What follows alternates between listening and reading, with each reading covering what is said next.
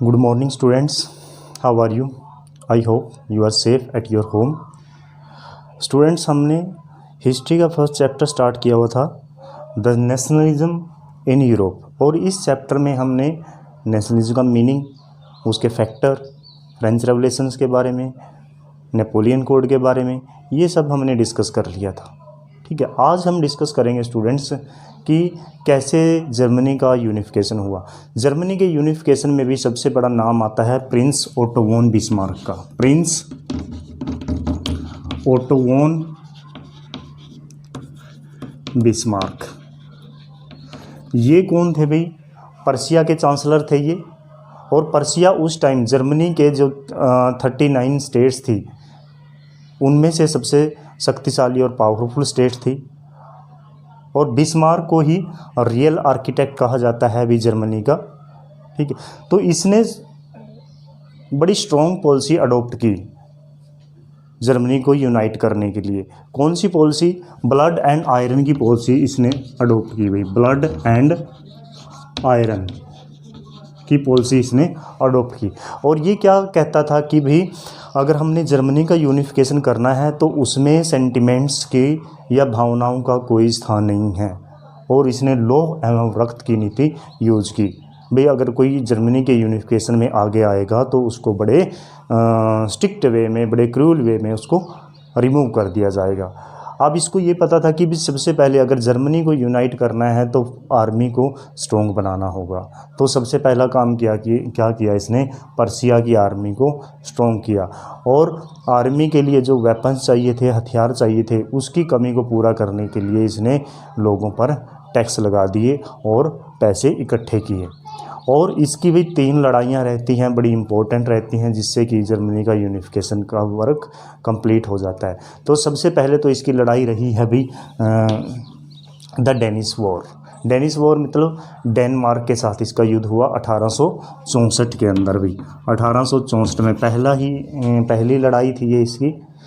क्यों थी भाई ये लड़ाई? क्योंकि जर्मनी के 2 एरिया थे, एक स्लेस्विग और दूसरा होल्स्टीन्स। जो ये एरिया थे ये डेनमार्क ने अपने अंडर में किए हुए थे, और जो यहाँ पे रहने वाले लोग थे वो जर्मनी के लोग थे, जर्मनी के इनहेबिटेंट थे। इनहेबिटेंट मीन्स वहीं के मूल निवासी थे। तो हुआ क्या भी देखो, प्रिंस ओटो वॉन बिस्मार्क ने ऑस्ट्रिया का जो चांसलर था उसके साथ कंप्रोमाइज़ कर लिया कि भी आप हमें हेल्प करो डेनमार्क के खिलाफ, और इसके बदले में आपको जो ये एरिया है स्लेस्विग और होल्स्टीन ये आपको दे दिए जाएंगे।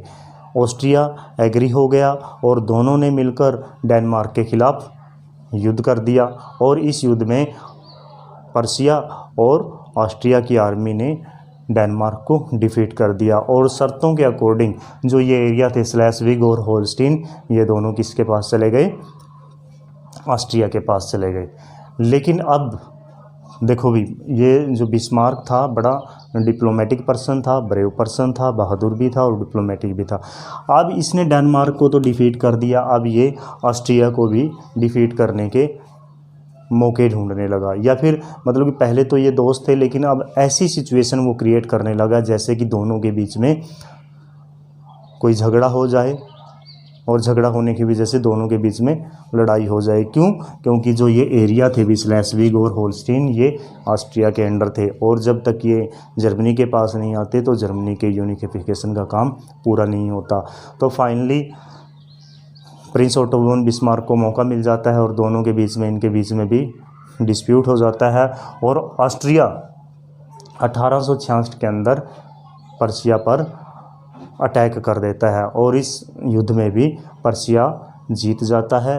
और यहाँ पे सेकंड स्टेप भी जर्मनी के यूनिफिकेशन का कंप्लीट हो जाता है। और थर्ड स्टेप और फाइनल स्टेप क्या था भी? फ्रांस के साथ वॉर। फ्रांस के साथ भी वॉर हुआ भी 1871 में। और क्यों हुआ? क्योंकि अल्सेस और लारन के 2 एरियाज़ थे वो फ्रांस के अंडर थे, बूरबोन डायनेस्टी के अंडर थे। क्योंकि आपको पता है भी नेपोलियन तो वहाँ से चला गया था, फिर वहाँ पे बूरबोन डायनेस्टी आ गई थी। तो जो ये अल्सेस और लारन के एरिया थे ये भी भाई पर्सिया ने अपने अंडर कर लिए फ्रांस को डिफीट करके। और जैसे ही फ्रांस को डिफीट करता है पर्सिया, तो जर्मनी के यूनिफिकेशन का काम कंप्लीट हो जाता है 1871 में। तो यहाँ पे हम देखते हैं कि भी प्रिंस ओटो वन बिस्मार्क ने एक इम्पोर्टेंट रोल प्ले किया जर्मनी के यूनिफिकेशन के लिए। तो स्टूडेंट्स, अब नेक्स्ट वाला जो टॉपिक है हमारा वो है यूनिफिकेशन ऑफ इटली।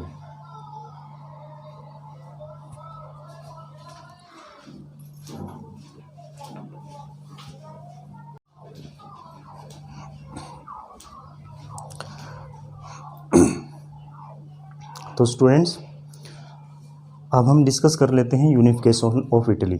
भी अगर हम यूनिफिकेशन ऑफ इटली के बारे में बात करें तो इटली के यूनिफिकेशन की कल्पना भी नहीं की जा सकती थी, क्योंकि इटली के जियोग्राफिकल लोकेशन बड़ी अजीब सी जियोग्राफिकल लोकेशन है। और उस जियोग्राफिकल लोकेशन में डिफरेंट रीजन में डिफरेंट रूलर्स रूल कर रहे थे। तो देखिए भाई, ऑस्ट्रिया की अगर हम बात करें, ऑस्ट्रिया जो था, जिसके बारे में हमने पहले भी डिस्कस कर चुके हैं, वो नॉर्थ में, इटली के नॉर्थ में और रूल्ड कर रहा था। और कौन कौन से एरिया पे? टस्कनी, मोडेना और परमा, ये रीजन पे वो रूल्ड कर रहा था। दूसरा, किंगडम ऑफ सार्डिनिया, जो एक सार्डिनिया किंगडम था भाई जर्मनी का, बड़ा पावरफुल था और यहाँ पे रूल्ड कर रहा था अभी विक्टर एमेनुअल फर्स्ट।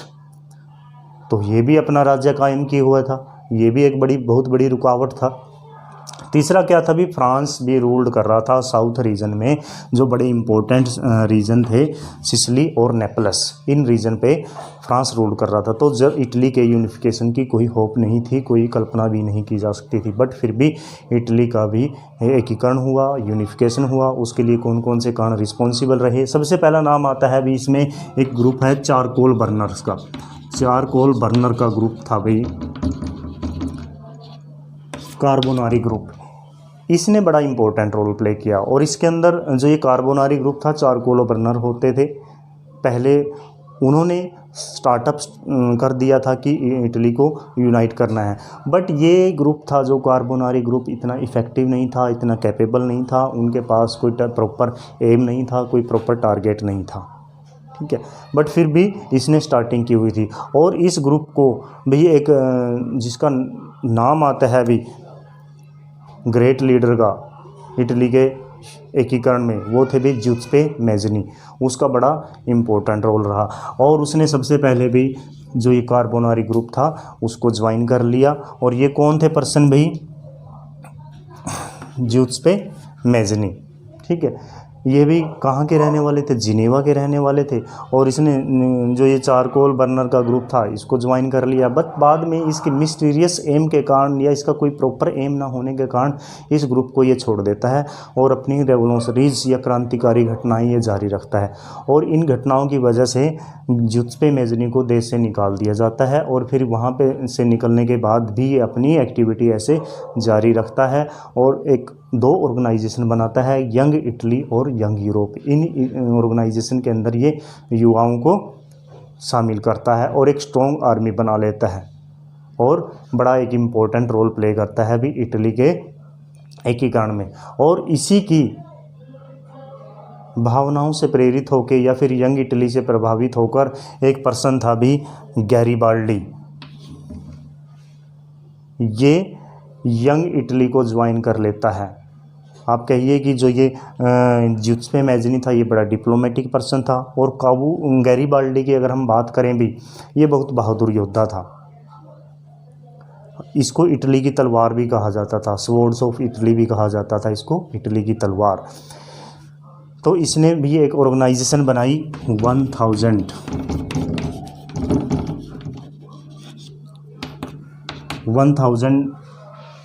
एक ऑर्गेनाइजेशन बनाई जिसमें क्या होते थे, ये सोल्जर होते थे, या इसको एक और नाम दिया गया रेड शर्ट आर्मी, लाल कुर्ती सेना भी इसको बोला जाता था। और इसके अंदर बड़े सिलेक्टेड योद्धा होते थे, सोल्जर होते थे, जो 1000 सैनिकों की ये सेना काफ़ी हज़ारों की 10,000 की सेना पे ये भारी पड़ती थी।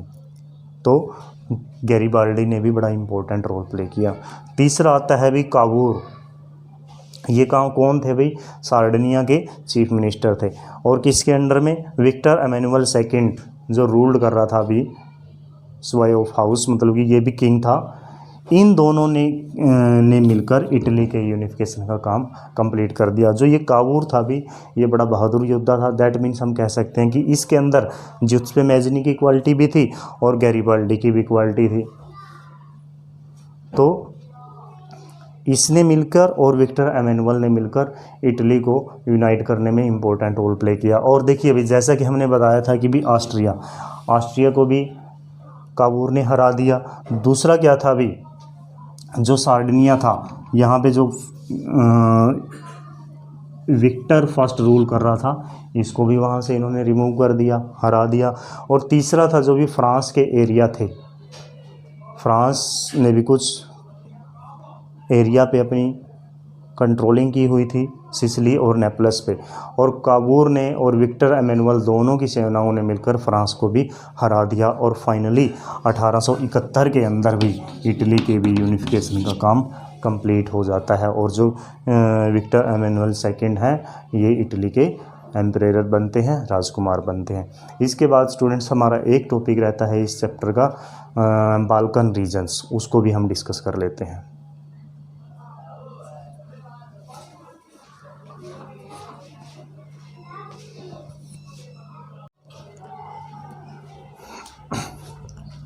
स्टूडेंट्स देख लेते हैं अभी बाल्कन रीजन्स को। बाल्कन रीजन्स में जो मॉडर्न डेज हैं, मॉडर्न कंट्रीज़ हैं, Romania, Bulgaria, Albania, Greece, Macedonia, Bosnia, Croatia, Herzegovina, Montenegro, ये कंट्रीज़ आती हैं अभी। और इन कंट्रीज़ के ऊपर रूल कौन कर रहे थे भाई? तुर्क इन पे रूल कर रहे थे। और एक बड़ा सा एम्पायर उन्होंने बना लिया था, ओटोमन एम्पायर जिसको हम कहते हैं।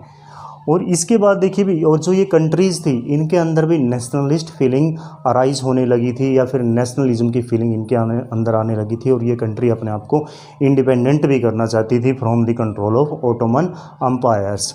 और सबसे बड़ी बात, ये कंट्रीज़ भी एक दूसरी कंट्री से जेलसी भी करती थी और एक दूसरी कंट्री से अपने आप को पावरफुल भी दिखाना चाहती थी, और आपस में ये लड़ते रहते थे। इसलिए इन बाल्कन रीजन्स के अंदर टेंशन्स अराइज हो जाती है, या फिर इनके अंदर एक तनाव उत्पन्न हो जाता है, या फिर इसको हमें एक्सप्लोजिव रीजन भी कह सकते हैं। और इसके बाद जो रसिया, जर्मनी, इंग्लैंड और ऑस्ट्रिया, जो ये कंट्रीज़ थी, ये भी अपने राज्य को बढ़ाना चाहती थी या भी अपने एरिया को बढ़ाना चाहती थी। और इनके अंदर एक साम्राज्यवादी भावना आ चुकी थी, इम्पेरियलिज्म की फीलिंग आ चुकी थी। तो ये पावरफुल कंट्रीज़ भी अपना अधिकार जमाने के लिए यहाँ पे आने लगी। और इसके बाद जब ये यहाँ पे आने लगी तो इनके बीच में आपसी तनाव हो जाता है, युद्ध होने लगते हैं। और उसका रिज़ल्ट क्या होता है, अभी 1914 के अंदर फर्स्ट वर्ल्ड वॉर स्टार्ट हो जाता है। और एक बात और मैं बता दूं स्टूडेंट्स, जो ये बाल्कन रीजन था, इसमें जो ये टेंशन्स अराइज होती है वो 1871 के बाद होती है। ओके स्टूडेंट्स, ये चैप्टर आपका कंप्लीट हो गया है। अगर आपको वीडियो अच्छी लगे तो लाइक करना, कमेंट करना, सब्सक्राइब करना। Thank you and have a nice day.